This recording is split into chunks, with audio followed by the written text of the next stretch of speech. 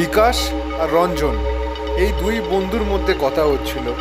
এর মাঝে হঠাৎ বিকাশ বলে ফেলে, আমি ভূত টুত বিশ্বাস করি না, আমি কোনোদিনও দেখিও নি আর অনুভবও করিনি।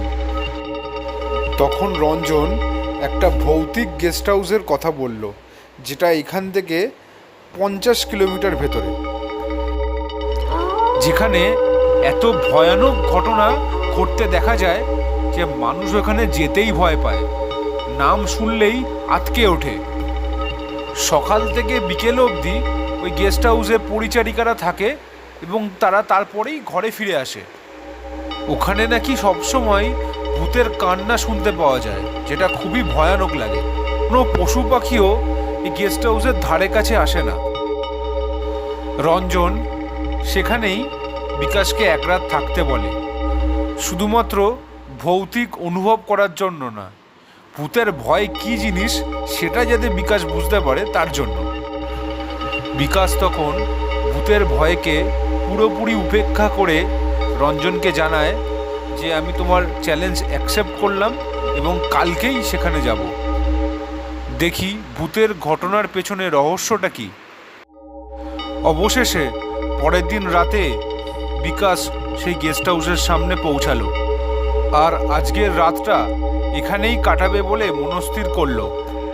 পরিচারিকারা অনেকবার বারণ করা সত্ত্বেও বিকাশ সেটাকে গুরুত্ব দেয়নি।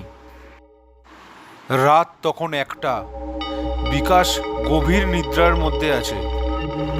হঠাৎ কানে ভেসে আসে এক ভূতের আর্তনাদ কান্নার আওয়াজ। সঙ্গে সঙ্গে বিকাশ খাট থেকে নেমে চিৎকার করে বলে, কে আছে ওখানে, কে আছে?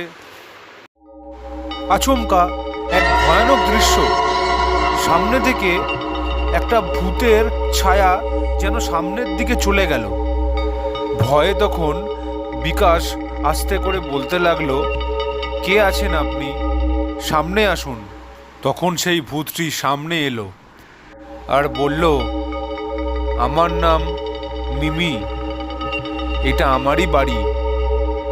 আমি একজন স্কুলের টিচার ছিলাম আর এই বাড়িটিকে আমি স্কুল হিসাবে চেয়েছিলাম, যাতে গ্রামের বাচ্চারা সবাই পড়তে পারে, শিক্ষিত হতে পারে, নিজের পায়ে দাঁড়াতে পারে। কিন্তু কিছু ব্যবসায়ীরা এটা গেস্ট হাউস করবে বলে আমাকে খুন করে ফেলে। তারপর থেকে আমার আত্মা মুক্তি না পেয়ে এখানে ঘুরে বেড়ায়।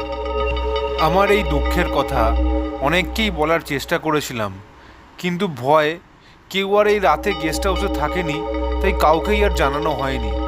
আপনি সাহস করে এখানে ছিলেন, তাই আপনাকে জানাতে পারলাম।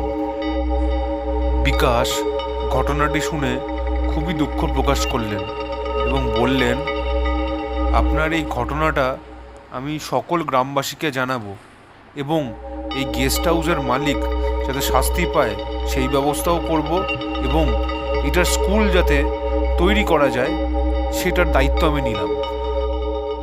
মিমি তখন বিকাশকে বললেন, ধন্যবাদ, অনেক দিনের ইচ্ছা আপনি পূরণ করলেন, এবার হয়তো আমার আত্মার শান্তি পাবে। আর আশ্বাস দিলেন কোনোদিনও এরকম ভৌতিক ঘটনা আর এখানে হতে দেখা যাবে না। গল্পটি ভালো লেগে থাকলে সাবস্ক্রাইব করে দেবেন আর লাইক করে দেবেন। ধন্যবাদ।